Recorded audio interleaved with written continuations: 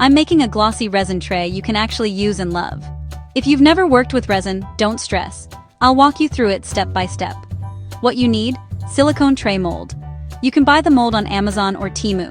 You will need epoxy resin, part A, and hardener, part B.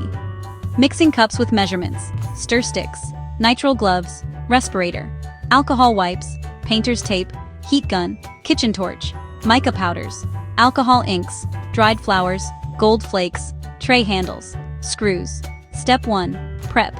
Protect your table with a silicone mat. Gear up for safety. Level your surface. Dust is the enemy, so wipe your mold with alcohol and let it dry. Step 2. Plan your design. Lay out dried flowers and gold flakes to test the placement arrangements. Less is more. Resin magnifies everything. Step 3. Measure and mix. Check your resin's ratio. Most are 1.1 by volume. Pour part A, then part B. Mix slowly for 3 minutes, scraping sides and bottom. Mix until it's crystal clear with minimal bubbles. Step 4. Tint. Split a little resin into cups. Add a pinch of mica and stir. Or add a drop of alcohol ink and stir. Keep the bulk of the clear resin for depth. Step 5. First pour.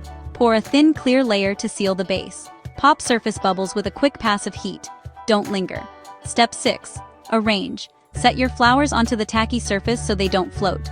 Then set your gold flakes onto the tacky surface also.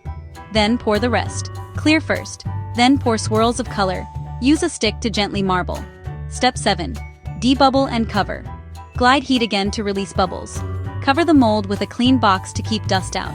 Let it cure per the label, usually 12 to 24 hours. Step 8.